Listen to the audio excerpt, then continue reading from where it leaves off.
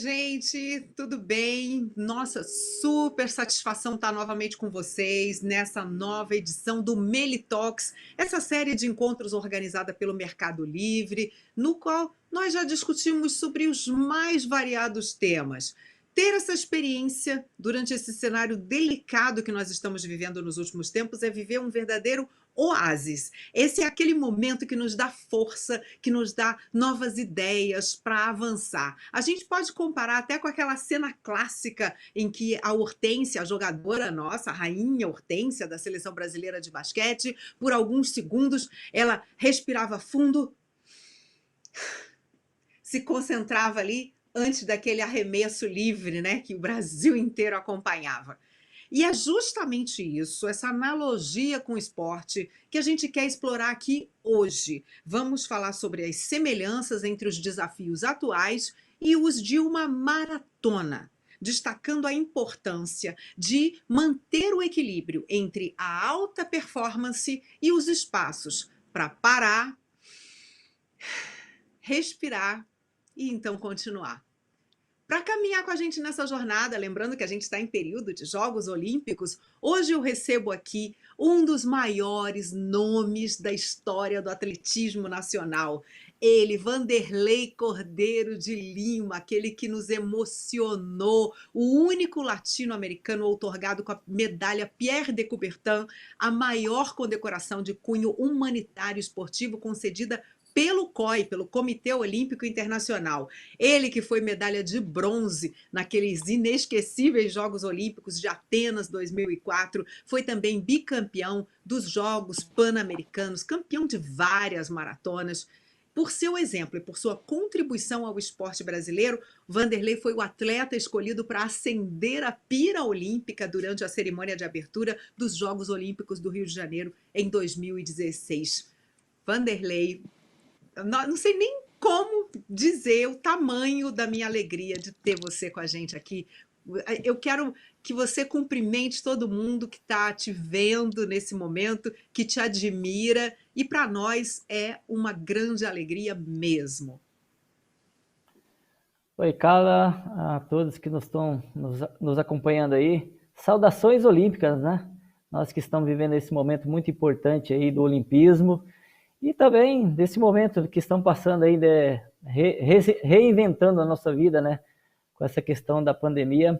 Mas falar de esporte é falar de bem-estar, é falar de qualidade de vida, é o que me trouxe muita felicidade, realização. Então, estou muito feliz de poder estar aqui com vocês, poder compartilhar um pouquinho dessa história de vida, dessa história esportiva, que, na verdade, o esporte foi a grande ferramenta de transformação da minha vida em todos os sentidos. Muito obrigada, Vanderlei. A gente ainda vai conversar muito aqui. E eu recebo essa fofucha da Lohane, gente, a pequena Lô, que a gente aprendeu a conhecer, a amar na internet.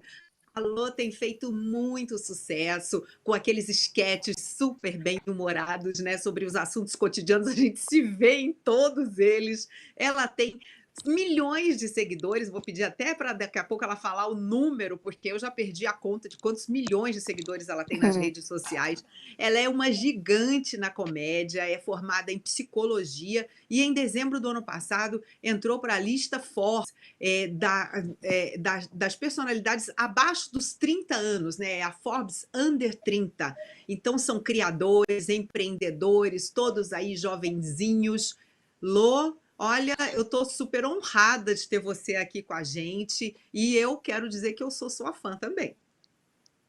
Obrigada, muito bom estar aqui com vocês. Um beijo para todo mundo que estiver assistindo aí. E eu entrei, né, para a Forbes, amo, é um marco na minha vida. E os seguidores, eu tô completando quase 10 milhões em todas as redes sociais, contando tudo. É muita gente me acompanhando e é um sonho que eu sempre tive, né, desde criança, e agora tô alcançando ele, graças a Deus. Quantos milhões? São 10 milhões ao todo. Nossa Senhora! Você vê, a última vez que eu olhei eram 6 e pouco. Eu falei, nossa senhora, 10 milhões. É a nossa, 10 nossa milhões. querida Alô, um sucesso nas redes sociais. E agora, ó, Márcio, eu quero saber quantos milhões de seguidores você tem na rede social também, viu? Quem vem completar aqui a nossa rede de debates é o Márcio Souza, ele que é diretor de CX do Mercado Livre, responsável por liderar todas as iniciativas para ajudar os usuários a ter a melhor experiência possível nas plataformas da empresa.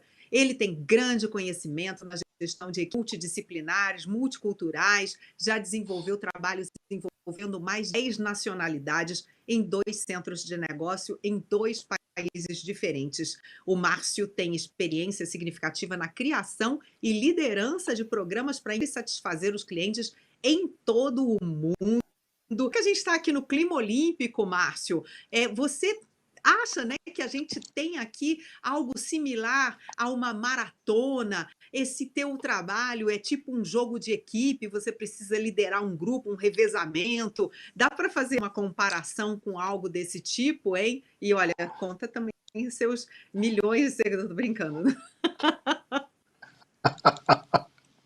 Boa noite, Carla. Boa noite para quem nos acompanha. Prazer estar aqui com o Wanderlei e com a Lô. Queria dizer, Lô, que minha mulher é apaixonada por você, então não podia deixar de falar aqui. Não esquece de mandar um oi para ela. É um prazer estar aqui com vocês. Eu acho que, respondendo sua pergunta, Carla, está muito relacionado ao foco de uma maratona, mas muita colaboração e trabalho em equipe. Então, mais voltado para o trabalho em equipe do que só uma maratona. E tem bastante coisa para contar, para dividir com vocês aqui hoje à noite. Obrigada, Márcio. Bom, tem que dar o nome da esposa E não, agora para a Lu não poder tenho 10 mandar ela para... milhões. Um beijo E para não sua tenho 10 milhões de esposa. seguidores. Só faltou O dar o nome da minha nome da esposa esposa, mas O nome da minha esposa é Anami. Manda um beijo para ela, pequena. Um beijo para ela. vai, Lu. Um beijão e um Anami, coração. ó. A Anami não pediu beijo meu, mas estou mandando também, tá? Beijo, Anami. Manda um beijo Para pra ela. começar aqui, a gente está fazendo nosso aquecimento. Vou falar justamente sobre preparação. Vou começar com a Lohane, nossa pequena Lô, que a gente acha que ela faz humor desde sempre, né? Então, é verdade, ela faz humor desde sempre. Mas ela não teve sempre esse tipo de conteúdo que a gente está vendo agora. Então, eu queria saber, Lô, o que é que fez você começar com um conteúdo, ir mudando, ir se adaptando, né? Eu acho que deve ser, inclusive, ao que as pessoas mais demandavam, começaram a perceber que você era bem-humorada. Como é que rolou essa tua mudança do teu conteúdo nas redes sociais? Então, eu gosto do humor desde quando eu era criança. Eu sempre gostei de contar piadas, histórias. E eu fui me adaptando. Eu comecei na internet em 2015 e fui me adaptando durante os anos e vendo que o meu perfil, os tipos de vídeo que eu gostava de fazer e levar a mensagem de representatividade que eu tanto queria, era fazendo sobre o cotidiano. Então eu comecei falando sobre assuntos como preconceito, bullying, falava sobre o humor para chegar de uma maneira mais leve em quem estava me assistindo, mas não era algo que eu queria, assim, era algo eu levava já essa mensagem, mas eu falei: "Gente, ainda falta humor e ainda falta mais de mim nos vídeos". Então, eu tive que fazer os roteiros, ver o que faltava, o que eu podia mudar, o que eu não podia, até que eu comecei a fazer sketches sobre mãe, pai, avó, e até que começou a viralizar muito e em todas as redes sociais, e a galera se identificava demais. Então o curso de psicologia muito também, que era sobre empatia, né, eu gerava identificação com os vídeos, então quem me assistia se identificava, compartilhava, e também ao mesmo tempo eu levando o humor, eu levava essa representatividade das pessoas com deficiência, que elas também, frequentavam os lugares como, por exemplo, festas, quando eu ia, e que a gente podia ocupar o lugar que a gente quisesse, mesmo com a nossa condição física sendo diferente.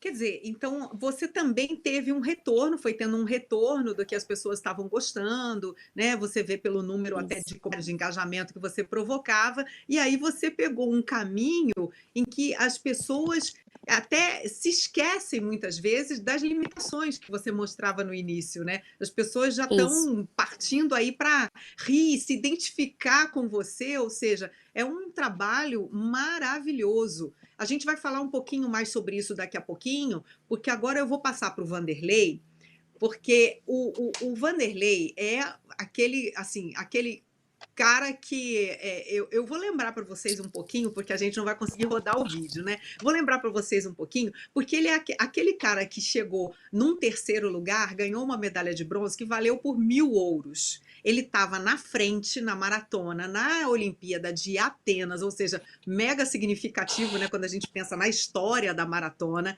Então, aquela maratona no lugar onde todas as maratonas começaram, que foi exatamente saindo da planície de Maratona, da cidade de Maratona. Ele tinha percorrido 36 quilômetros quando ele foi atacado por aquele insano, daquele padre irlandês, com aquele shortão fofo, assim, que o mundo inteiro viu aquela imagem e não acreditou. A gente aqui vendo os nossos narradores quase infartando, vendo aquilo acontecendo. E aí ele foi empurrado para fora da prova, em que ele estava liderando com folga, e aí ele ficou 10 segundos parado ali no meio daquela confusão e voltou para a pista, completou a prova, mas infelizmente é claro que quando você está vindo numa maratona você vai, né, num pique que você acaba perdendo, e chegou ainda em terceiro lugar, mas com um sabor de vitória. E eu arrisco dizer aqui, Vanderlei, que você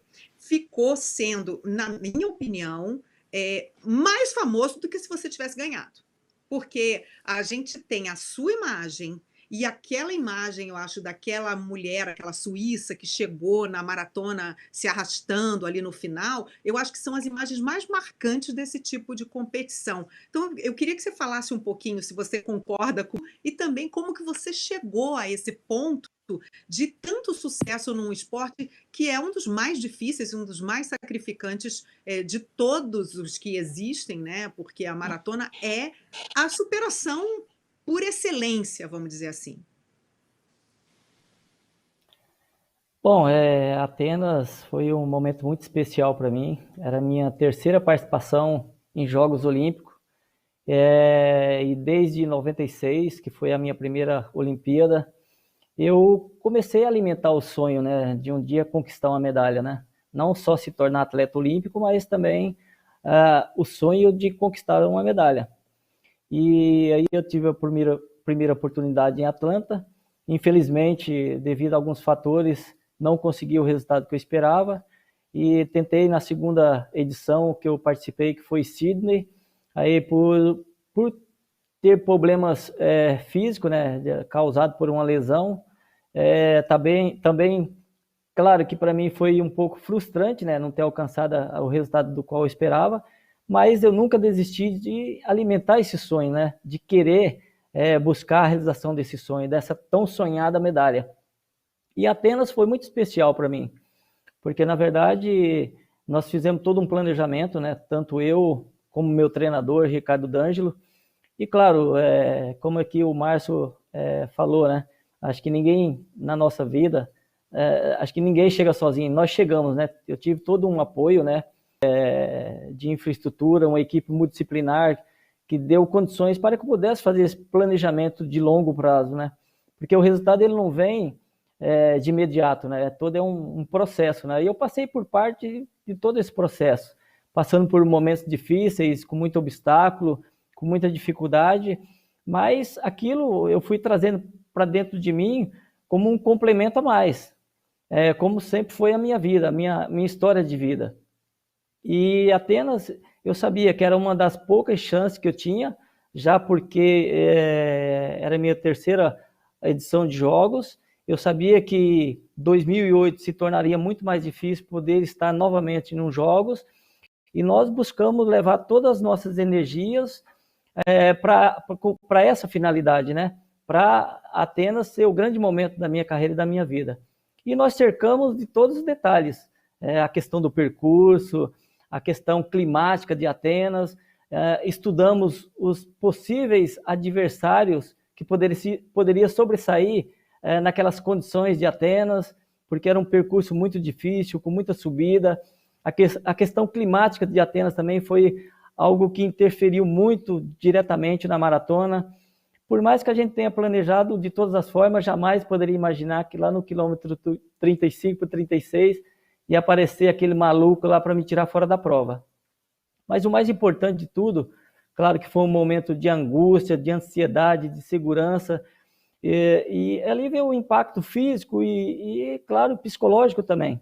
Mas eu acredito que o maior impacto que eu tive naquele momento foi o físico, porque emocionalmente eu havia me preparado, né? Porque todos os dias da minha preparação para chegar naquela condição da maratona foi essencial, porque eu coloquei dentro da minha cabeça, eu mentalizei aquele momento, não aquele momento de angústia, de aflição do qual eu passei, né?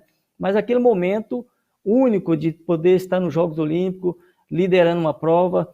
Na verdade, eu fui ousado, né? Desde o quilômetro 22, começar a liderar a prova, e o mais, com convicção de que realmente estava fazendo o papel do qual eu havia preparado na minha condição para buscar aquele momento. Então, claro que todo mundo achou que eu ia desistir, que eu ia se lamentar, mas aí eu fui buscando outras energias, buscando os pontos negativos e trazendo para dentro de mim para que aquilo ali se tornasse algo positivo naquele momento. E aí, mesmo assim, eu ainda consegui liderar a prova até o quilômetro 39, quando fui ultrapassado pelo Stefano Baldini, que foi o campeão da maratona, e logo em seguida eu fui ultrapassado pelo americano. E aí eu fui tentando administrar a terceira colocação. E aí, quando eu cheguei no final da prova, quando eu adentrei dentro do estádio Panathinaiko, o estádio veio abaixo, né? Todo mundo aplaudindo. E aquele momento ali eu já tinha esquecido o fato de ser retirado fora da prova, porque aquilo ali foi um momento único, porque em poucos segundos passou um filme na minha cabeça, da onde que eu tinha saído, aonde que eu estava, e aquilo ali mesmo não sendo alcançado a medalha de ouro, tinha sido o momento mais importante da minha carreira, porque eu estava concretizando aquele sonho, a realização de ganhar uma medalha. E em momento algum passou pela minha cabeça ou ter o direito de reivindicar a medalha do Stefano Baldini, ou mesmo do Meb, que foi o segundo colocado, porque na verdade eles não tiveram nada a ver com o decorrido, né? E assim, mas eu estava dentro daquele estádio se sentindo a pessoa mais feliz por ter conquistado aquela medalha de bronze. Aquela medalha de bronze, para mim, ela tinha um simbolismo muito grande, porque na verdade ali estava escrita a minha história, né? E eu não estava num lugar qualquer, né? Eu estava em Atenas, no berço dos Jogos Olímpicos. Então, vivenciar tudo aquilo ali, para mim, foi muito prazeroso, me trouxe muita alegria e uma grande realização, que foi a realização de ganhar aquela medalha. Essa medalha que, para mim, certamente, como você mesmo disse, talvez a minha atitude talvez tenha sido muito maior do que a conquista da medalha. E é isso que eu vivi ao longo da minha carreira, né, e da minha vida, né, procurar sempre buscar algo que seja positivo para transformar a nossa vida para que possamos ser cada vez melhor. Olha, Vanderlei, eu reconheço nessa sua fala alguns itens que a gente pode trazer aqui para a nossa conversa, porque a gente está falando aqui de preparação, de estratégia, de conhecer os obstáculos, de conhecer seus adversários ou seus concorrentes, por exemplo, no mundo dos negócios, né? Criar uma forma de contornar problemas, se preparar, como ele falou, emocionalmente, psicologicamente. Então, tudo isso que a gente ouviu aqui é aplicável em todas as instâncias da sua vida, para qualquer desafio. Você tem que estar preparado para momentos em que o que você planejou não vai sair exatamente da maneira como você tinha pensado. Então, agora eu vou chamar o Márcio, porque desse mundo dos negócios, a gente teve um grande revés no ano passado, que foi o começo da pandemia, que afetou todas as pessoas absolutamente do mundo, né? E também nos negócios foi necessário mudar estratégias, ter ideias, ter criatividade e buscar saídas para um momento em que muitos não sobreviveram, né? Que não tiveram essa chance, essa oportunidade. Então, quando as regras do jogo estavam mudando, Márcio, como é que foi para você encarar esse cenário que a gente teve a partir de março do ano passado aqui no Brasil? Foi desafiador como para todo mundo, né, Carla? Nós nos pegamos numa situação geração, né? Então, a adaptação foi de fato um desafio. Eu, pessoalmente, tinha acabado de voltar ao Brasil, começando a minha jornada no Mercado Livre, e a gente se vê numa situação onde nós temos que passar a trabalhar 100% de casa, né? Todas as nossas equipes, eu trabalhar 100% de casa, eu me readaptando ao país, eu me adaptando à empresa, um novo desafio, né? E aí a gente se vê com equipes gigantes, como trabalhar de casa em um cenário que nós nunca tivemos, né? E eu numa posição de liderança, com equipes grandes, tinha a minha preocupação natural, né, de me adaptar a esse novo normal, me adaptar ao país, mas também fazer a coisa funcionar do ponto de vista de negócio, como você mesmo diz, né? Nós não podíamos parar, né, de operar, não podíamos parar de executar as nossas tarefas, é a nossa razão de ser como organização. E a primeira coisa que a gente se preocupou foi com as pessoas. Obviamente eu comigo mesmo e minha família, mas as pessoas que envolvem toda essa organização, todo mundo do negócio. Nós saímos, para vocês terem uma ideia, com 90% de todas as nossas pessoas para trabalhar remoto em uma semana, em toda a América Latina. Isso é uma forma né, analogia à maratona, né? Aquela respirada de, ok, falta a última milha ou falta a última metade da prova. Então a gente começou a se reinventar, tivemos que colocar, no meu caso em específico, a área em que eu atuo diretamente, colocamos 1.500 pessoas para trabalhar 100% de casa em 4 dias, desafio enorme de como a gente ultrapassa as barreiras de tecnologia, ultrapassa as barreiras de conectividade, ultrapassa as barreiras pessoais, porque cada um viveu de uma forma, né, esse novo normal, né? O lado pessoal envolve muito, a empatia foi uma preocupação muito grande que nós tivemos, e aí tivemos que nos reinventar, né, com esse novo normal. Foi uma barreira aí na nossa jornada, que aí fez com que a gente tivesse que pensar em como fazer de novo, né? Era uma situação que nós nunca havíamos vivido, nunca tivemos essa situação de trabalhar 100% remoto. E aí, pessoalmente, eu tive que me envolver bastante, eu tive que também me reinventar como ser humano, né? Meu lado mais empático, meu lado mais conexão com pessoas, mesmo de forma virtual, igual nós estamos fazendo aqui hoje, por exemplo, né? Nós tivemos que encurtar as distâncias usando muita tecnologia, Carla. Foi um desafio grande. Todo mundo aprendeu muita coisa, né? A gente não tinha de que ia durar tanto, então acabou sendo uma verdadeira maratona, porque não foi uma estratégia de um sprint, um arranque, assim, que você bota todos os seus esforços naquele começo, mas você chega rapidamente. Não, a gente teve que aprender a ter paciência, a ter perseverança. Então, realmente, eu acho que a gente está com uma comparação bastante grande com o esporte do Vanderlei, né? E como o Vanderlei acabou de contar para a gente desse percalço que para ele foi, eu acho, fundamental para que ele depois viesse a se tornar um palestrante, viesse a virar essa pessoa que ele virou, um exemplo de superação, de cair e levantar, né? Que é o mais importante. Então, eu também gostaria de ouvir da Lô como que ela também enfrentou percalços durante a vida dela, se você usou o humor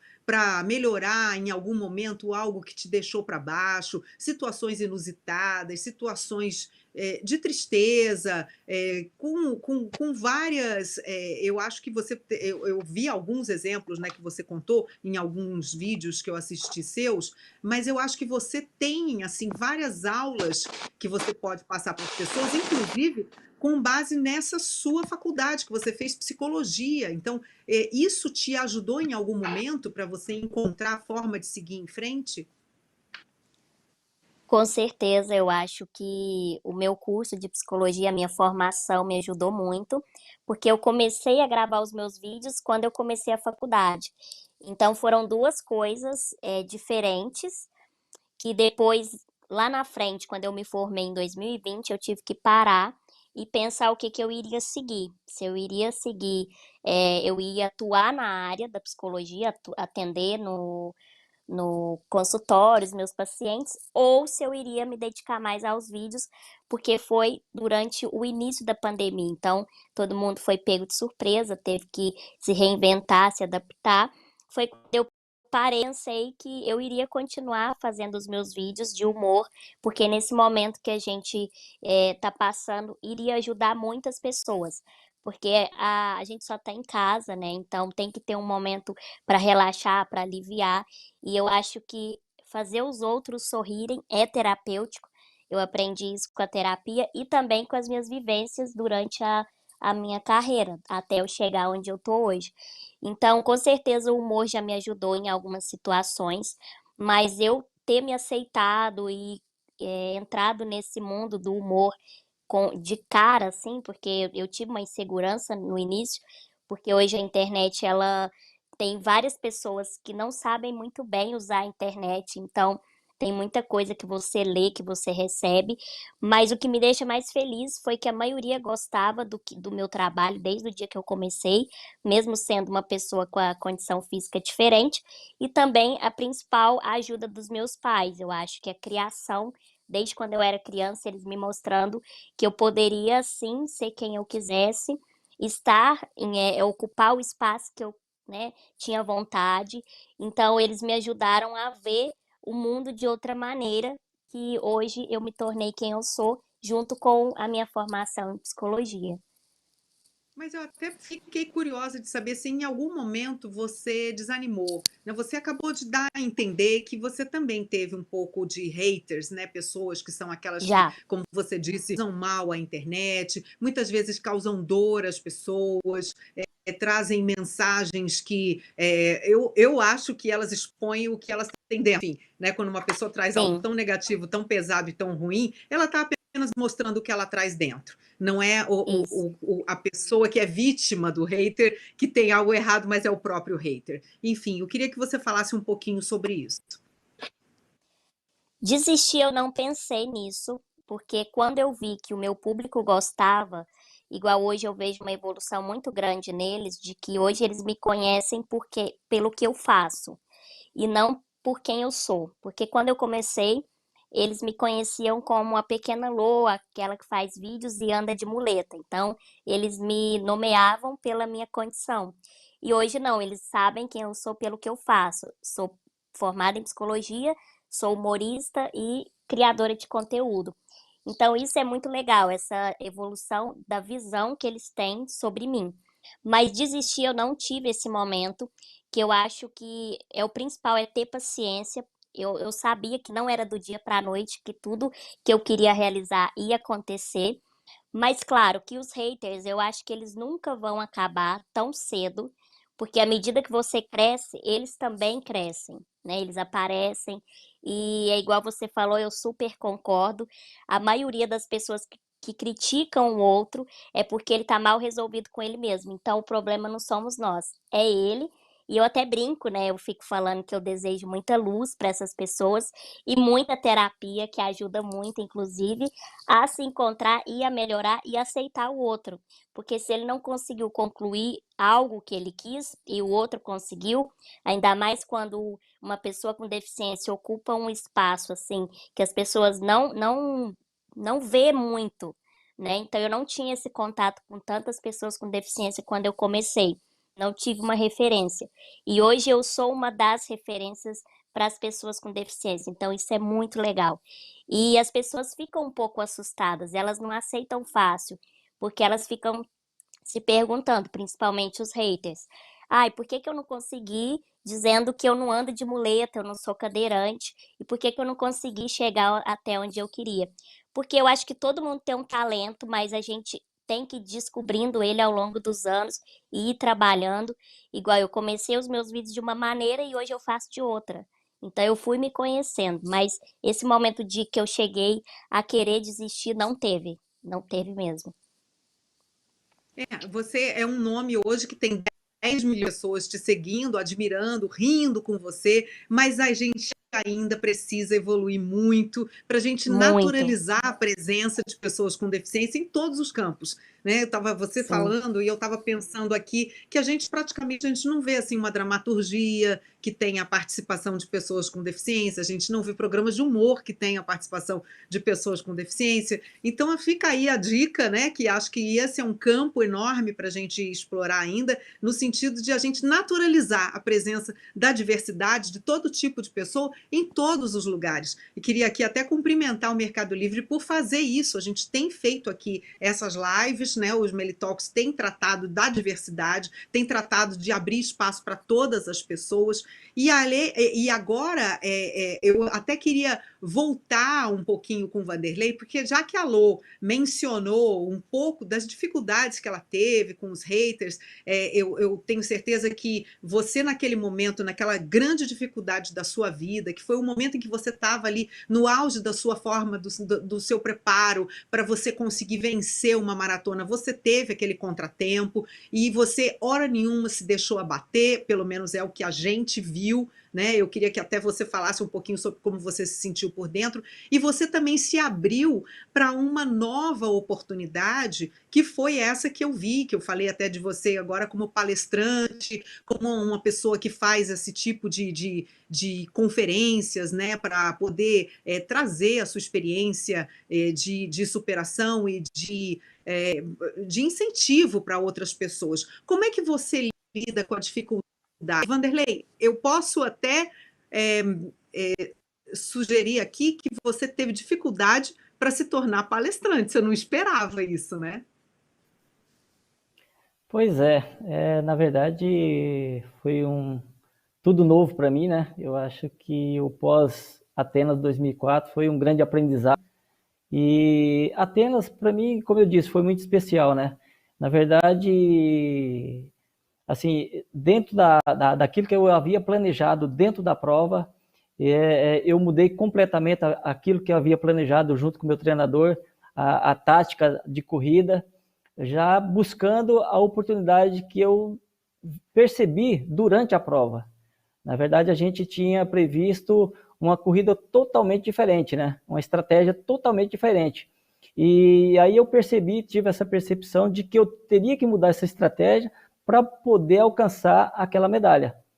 E claro, diante daquele momento que eu passei, jamais passou pela minha cabeça em desistir. Na verdade, a minha carreira, a minha vida sempre foi de grandes desafios. Como a gente relatou um pouco esse assunto aqui, eu vivia num ambiente de muito pessimismo, né? E na verdade aquelas pessoas que eram o pessimismo diante daquele ambiente foram as pessoas que acabaram me desafiando, né? E aí eu não só quis provar para mim da minha capacidade, mas para eles da onde que eu poderia chegar. Então tudo isso eu fui crescendo, trazendo para dentro de mim e desenvolvendo isso dentro do esporte, porque na verdade ninguém nasce campeão, né? Tudo faz parte de um processo, né? Como a pequena Lô mencionou aqui, pequena Lô, assim, só no nome, né? Porque você é um grande exemplo para todos nós brasileiros. E aqui relata que a minha filha Tainá falou assim: eu sou super fã da pequena Lô, papai. Fala para ela e manda um beijão para ela. Então, são essas coisas que ao longo do caminho a gente vai encontrando e vai nos desafiando. Na verdade, a vida dentro do esporte foi me lapidando em todos os sentidos. E é claro, devo muito a isso também, os valores que eu encontrei dentro da minha casa, que foi um berço que meus pais me deixaram assim, ciente daquilo que eu ia encarar na minha vida. Então, tudo isso contribuiu. E o esporte, certamente, foi aquilo que me lapidou para uma reta final. Eu jamais poderia imaginar que o pós-Atenas seria da maneira que foi, né? E a maior conquista minha não foi somente a medalha, né? Mas sim o reconhecimento. Demorou muito tempo para chegar a esse momento, né? E foi um momento muito prazeroso, que hoje eu tento levar isso como motivação, como inspiração para aquelas pessoas, principalmente nesse momento que nós estamos vivendo de pandemia, né? As pessoas muitas vezes se abatem diante desse momento tão difícil que todo mundo está passando, né? E nós aqui, nós no esporte sempre fomos assim, exemplos de motivação, de inspiração, de superação, e é isso que eu tento levar no dia a dia de hoje, né? E abrir um leque de oportunidade. O esporte sempre ofereceu grande oportunidade, não só para mim, mas nem sempre para aqueles que se tornaram grandes atletas, mas aqueles que tiveram vivência no esporte, com certeza tiveram outras oportunidades na vida, e a minha oportunidade veio com a forma do reconhecimento, e hoje poder passar isso adiante através de bate-papo, fazer palestra, fazer conferência, e eu sou muito grato a tudo isso, né? E principalmente de poder estar aqui nesse momento, debater nesse assunto que é desafiador, e falar da importância do bem-estar, independente do momento que você está passando na sua vida, é você se preocupar com você, com as pessoas que estão ao seu redor, trazendo coisas positivas que possa motivar, inspirar as pessoas para sempre procurar o melhor, para também se tornar a pessoa cada vez melhor também. Muito bem, sabe quem é que precisa também estar ali, olha, cuidar de si, cuidar dos outros, motivar, trazer as pessoas a darem o melhor de si mesmas, é o Márcio. Então, queria saber que táticas você adotou para você obter esse equilíbrio na sua vida pessoal, no trabalho, e também motivar os outros, trazer o engajamento da sua equipe, continuar essa corrida aí com toda a energia. Legal ouvir os comentários da Lô e do Vanderlei, né? Adorei que a Lô disse que rir é terapêutico, né? E eu tentei rir bastante, tá, Lô? Inclusive vendo seus vídeos. Ri bastante Que para me bom. manter bem. Eu acho que também tive muita reflexão do quão privilegiado eu sou e nós somos em algum momento de estar com saúde, estar passando por esse momento, mesmo que difícil para muita gente, mas com muito privilégio, né? No final das contas, nós temos isso. E aí comecei a tentar traduzir isso para o meu dia a dia, porque o mundo corporativo, ouvindo aqui o relato do Vanderlei, ele é de fato uma maratona, né? A gente tem que se motivar, a gente tem que se superar o tempo todo, né? E em algum momento, numa posição de liderança, você cuidar de você e se sentir bem, que foi o que eu tentei fazer, com o riso, com uma proximidade com a minha família, com alguma disciplina de horário, extremamente importante a disciplina de horário, porque você se pega trabalhando 24 horas por dia se não se cuidar. O mundo corporativo é assim, então a gente começou a colocar bastante coisa do ponto de vista de disciplina na minha agenda, no meu dia a dia, para me sentir bem, e me sentindo bem eu consigo, né, porque nós estamos até hoje nesse novo normal, motivar as pessoas. Em algum momento, quando a poeira baixou, Carla, Vanderlei e Lô, e a gente passou essa arrebentação, né, colocar as pessoas para trabalhar remoto, me aceitar trabalhando 100% remoto, a minha adaptação por estar trabalhando de casa com todas as dificuldades que a casa tem, né? Porque no final das contas a casa não para, criança fazendo barulho, enfim, você passa a entender como é que é o lado do outro. Então a empatia foi extremamente importante também, né? Me colocar no lugar das pessoas, entender a dificuldade de cada uma das pessoas. E aí a gente começou a colocar algumas regrinhas pro dia a dia, super simples assim. Primeiro, de escutar muito o outro lado, escutar muito as pessoas, né? Ter essa proximidade. E aí começamos a desenvolver táticas e técnicas também de como aproximar toda a liderança das nossas pessoas, né? Como trazer esse lado empático para o dia a dia, como escutar as pessoas. E aí começamos a colocar diversas ideias no nosso dia a dia, por exemplo, o que a gente chama de daily huddles. Então, todos os dias de manhã, todas as equipes, antes de começar a trabalhar, se reúnem virtual com todos os times para escutar. Se conectar, escutar, e antes de começar o dia, entender como é que está a característica de cada um. Criamos um monte de pesquisas virtuais que a gente faz no dia a dia para entender o que está acontecendo com as nossas pessoas e para atuar de forma muito rápida, né? Quando a Lô falou aí do rir é terapêutico, nós criamos happy hours virtuais, olha que legal, né? Para a gente rir um pouco, para a gente se conectar mais com as pessoas e não perder não deixar com que a distância fosse um blocker no nosso dia a dia, para a gente ser empático e estar conectado com as pessoas. Isso me ajudou pessoalmente muito e ajudou muito também as nossas pessoas. Nós inventamos, inclusive, o Café com Márcio. Eu já tive aí às 6 horas da manhã com as pessoas, o café para bater papo sobre vida, não só sobre o mundo corporativo, né? Então, acho que, principalmente, essa empatia, Carla, foi o principal ponto que fez com que a gente se conectasse mais para atravessar essa situação que vem até hoje, né? Não podemos esquecer que nós pensamos que ia ser 1 mês, 2 meses, e já estamos há mais de 1 ano né? Então, se não fosse essas táticas que a gente definiu lá atrás, essa empatia, esse lado da superação, de baixar a bola, entender a situação, respeitar o outro lado, entender suas próprias limitações, porque tem muita coisa nossa do dia a dia. Nós também somos seres humanos, a gente também estafa, né? A gente também estressa. Esse reconhecimento, esse autoconhecimento e gerar a empatia, acho que foi o grande pulo do gato para a gente passar por isso e chegar até aqui do jeito que nós estamos hoje. Ri É bastante isso com você, mesmo, Lô. 17 meses, né?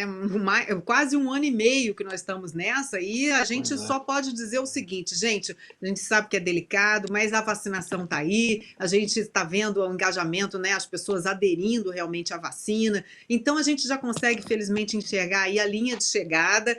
Por isso eu queria abordar agora situações pessoais e de trabalho que exemplificam esse respiro, que é tão importante para a gente correr essa última perna da maratona. A gente está chegando. E eu queria chamar então a Lohane, porque ela tem uma história que tem uma certa ligação com o esporte, porque em 2016 você entrou, Lô, num grupo de dança que foi selecionado para participar da abertura das Paralimpíadas do Rio de Janeiro. Queria que ela se falasse um pouquinho sobre isso e também sobre medalhas que você tem em natação. Então, conta um pouquinho dessa sua experiência, que a gente já passamos da metade, estamos chegando aqui também.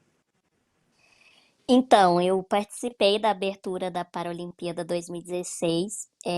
Eu dancei e eu era a única muletante que eles colocaram o nome como muletante, que foi quando eu descobri esse termo em 2016. E eu era a menor do grupo e que andava de muleta. Então foi uma experiência assim única. Foram 45 dias de ensaio, eu fiquei 45 dias no Rio de Janeiro e eu pude conhecer pessoas incríveis, porque, igual eu falei, eu comecei em 2015 na internet, eu não tive uma referência de uma pessoa com deficiência que já estava se expondo, fazendo vídeos, falando sobre a sua vida. Então lá eu tive essa experiência de conhecer pessoas ali que a gente podia se conectar, né, com os mesmos assuntos, as mesmas vivências, e isso foi muito bom para mim.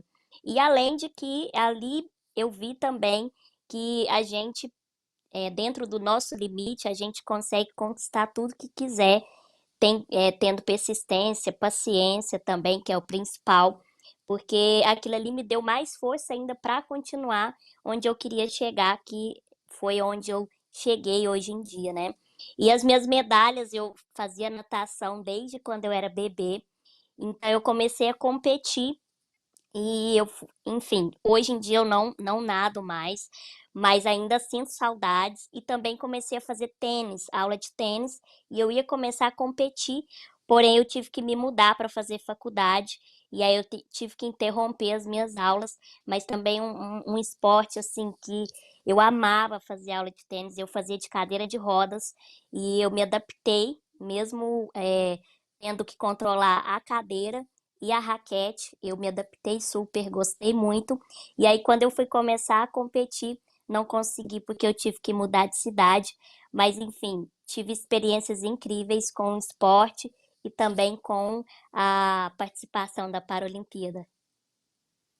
Olha, eu acho que tinha uma mão invisível te encaminhando para onde você faz mais sucesso mesmo, entendeu? Olha, larga esse negócio de natação, de tênis, tu vai fazer vídeo, vai fazer as pessoas rirem, vai trazer alegria para as pessoas. Foi isso que essa mão invisível foi te empurrando e foi te levando para onde era mesmo a sua vida. Agora, você falou Sim. em medalhas. Eu aqui quero fazer, então, o Vanderlei com a sua medalha Pierre de Coubertin. Pierre de Coubertin, gente, foi aquele que trouxe as Olimpíadas da era moderna, porque as Olimpíadas foram criadas lá na Grécia Antiga e aí ficaram interrompidas durante um grande tempo, né? E voltaram ali, século XIX, XX, não sei a data, tá? Estou citando aqui de cabeça, de memória. Mas quando elas voltaram por esse Barão de Coubertin, que foi o responsável pelas Olimpíadas da era moderna terem voltado, e com toda essa simbologia. E só para você ter uma ideia, essa medalha, gente, ela é tão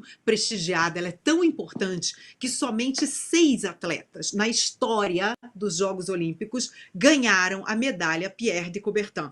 Então eu queria que você falasse aqui para a gente, Vanderlei, dessa medalha E também, olha, eu quero que você mostre as suas medalhas aí também. É a medalha, a tocha. Você tem a tocha também que você usou para acender a pira olímpica?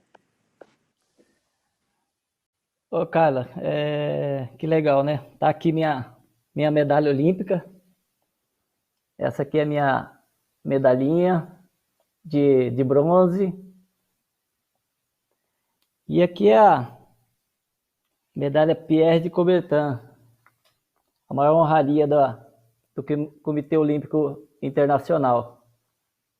Aqui está o Pierre. E, assim, tem uma frase minha de 2004 que se diz tudo, né, a respeito do esporte. E principalmente para mim, né, perseverança, né. E uma frase minha diz, correr com as pernas, aguentar com o coração e vencer com a cabeça. Né? E na verdade eu usei de tudo isso para seguir a minha carreira, né? E aqui foi o momento mais glorioso que eu já tive na minha vida, como pessoa, como esportista, aonde que eu tive a primeira oportunidade de participar da abertura dos Jogos, mesmo não sendo atleta mais ativo, eu já tinha encerrado a minha carreira. Como a maratona é a última prova dos Jogos Olímpicos, geralmente os maratonistas são os últimos atletas a chegarem na Vila Olímpica. E, na verdade, eu nunca tive a oportunidade de estar na abertura dos Jogos. Quando eu fui convidado pelo Comitê Olímpico Brasileiro a participar da abertura do Rio 2016, e eu criei uma ansiedade muito grande, né? Porque era a primeira vez, mesmo não sendo atleta, mas eu ia vivenciar aquele momento que eu nunca tinha passado na minha vida como esportista, né?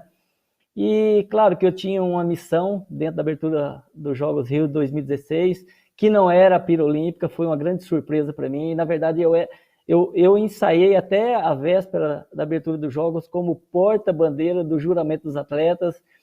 E de última hora foi comunicado que eu seria o atleta que acenderia a pira. E assim, foi um momento único, né?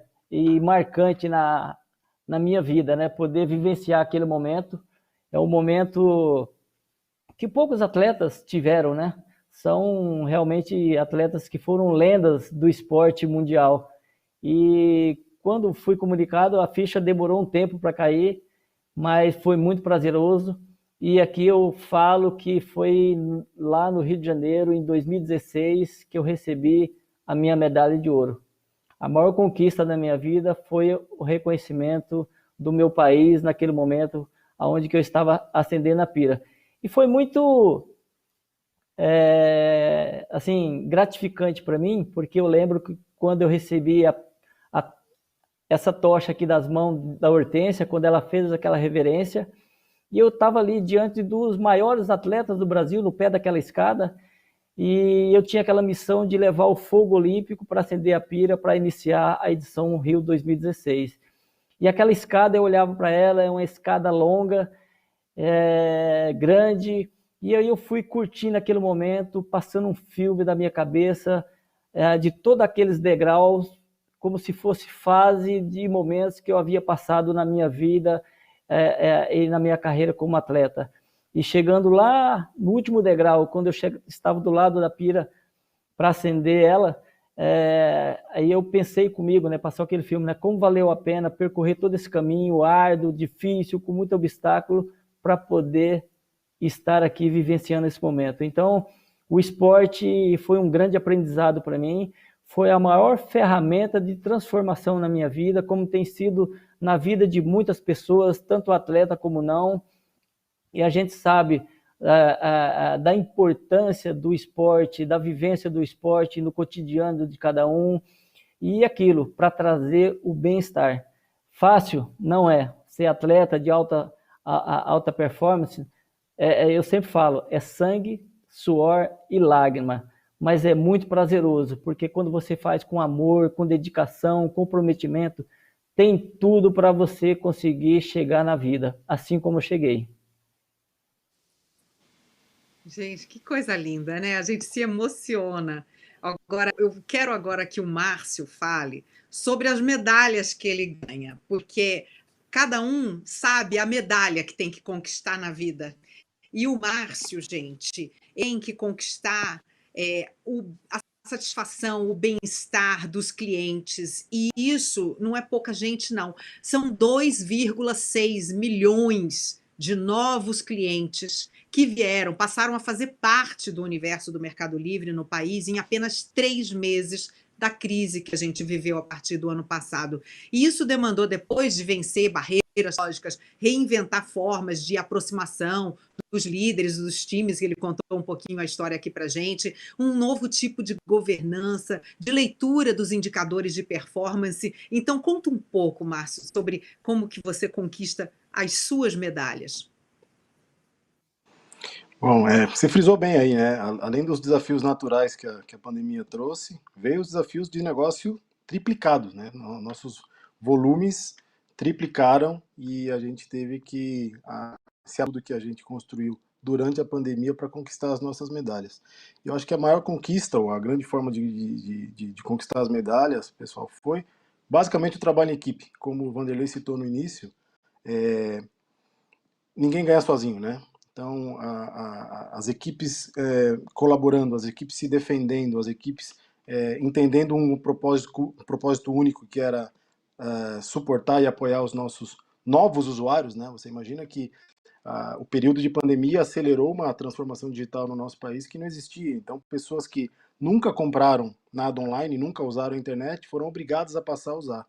Então, a nossa responsabilidade passou a ajudar essas pessoas também, né? A seguirem sobrevivendo no meio da pandemia. Então, acho que a grande medalha que a gente conquistou foi fazer com que nossos times acreditassem que esse era o caminho e os times conseguiram trabalhar como equipe de fato para vencer a corrida, ganhar a medalha, chegar no pódio e basicamente conseguir sustentar esse crescimento que nós tivemos só no começo da pandemia foi isso, né? No final das contas o número foi bem maior. Assusta, inclusive, quando a gente fala de quantidade, né?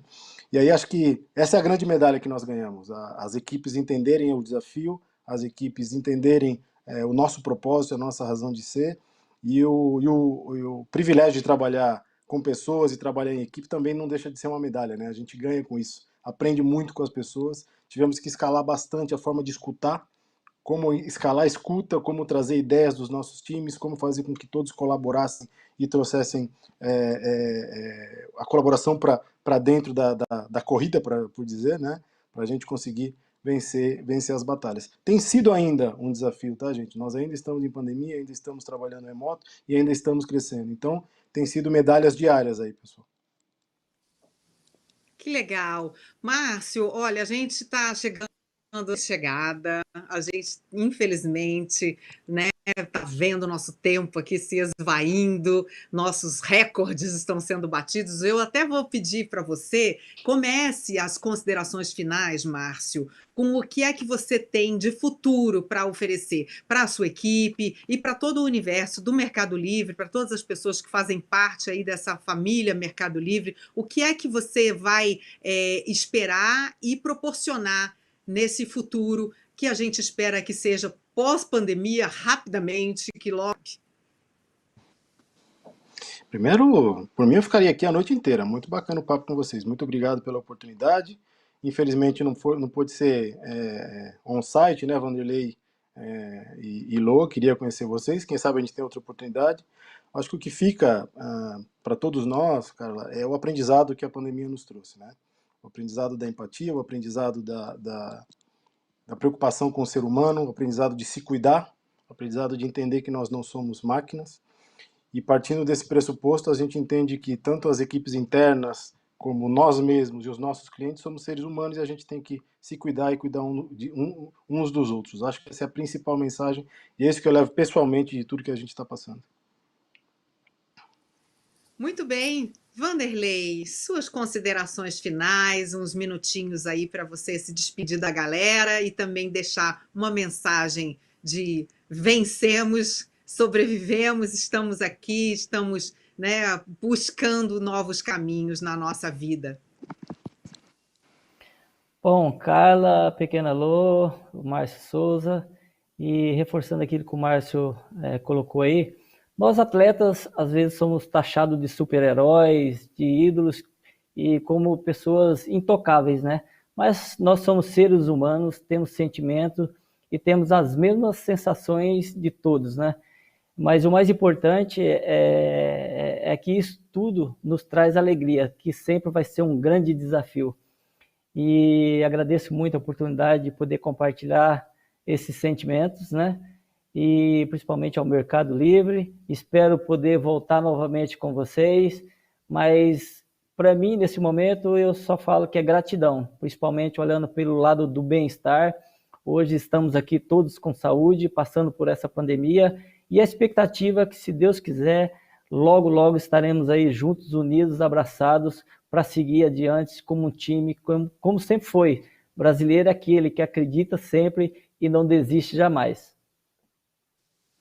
Ai, é isso, saudade de dar abraço, né? Que delícia! E a gente vai chegar lá, a gente está chegando lá, né? Lô, sua vez, eu queria que você deixasse uma mensagem para todo mundo que te adora, todo mundo que se inspira em você, e o que é que você também espera dessas pessoas que te seguem, o que que você gostaria que elas assim, aprendessem e transformassem nesse mundo, né, pós-pandemia. Bom, primeiramente eu quero agradecer pelo convite, muito bom estar aqui com vocês. Quem sabe pós-pandemia a gente não se conhece pessoalmente, se Deus quiser vai dar certo. E a mensagem que eu deixo aqui, igual o Vanderlei falou, o atleta e o humorista também tem essa de super-herói que, porque a gente faz humor, a gente não tem dias tristes. E eu gosto sempre de deixar, eu falar que mesmo eu tendo me formado em psicologia, e fazendo humor. Antes de tudo, eu sou um ser humano, antes da minha profissão, antes do meu trabalho. Então, eu tenho que cuidar também da minha saúde mental. Eu faço terapia, porque é uma responsabilidade muito grande com o público que me assiste ali.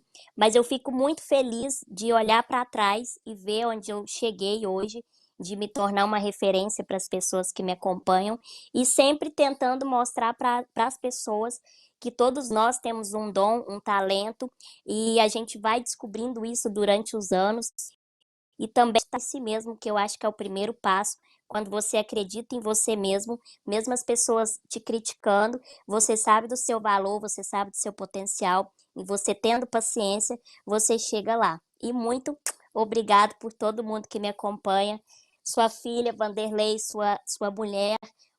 Então, muito obrigada a todos que estão aqui. Muito obrigada, Carla. Beijão para vocês. Foi um prazer enorme estar com vocês. A nossa maratona acabou por hoje, mas a gente sabe que a gente tem muita estrada ainda, muito percurso É. aí para seguir junto esse ano. Nós vamos ter outros debates por aqui, mas por hora eu quero agradecer a cada um de vocês que está assistindo, a todos também nossos debatedores, ao Márcio, ao Vanderlei, à Pequena Lô. Quero agradecer muito também a atleta do Libras ali, que está suando a camisa para transmitir tudo na linguagem de Libras para todo mundo que está nos assistindo. E, gente, infelizmente acabou, mas eu espero vocês no nosso próximo encontro. Muito carinho, muita luz, muita paz para todos nós. A Paloma, tchau. Paloma, Márcio, Vanderlei, Lô, beijo. Ó. Até a próxima. Beijão.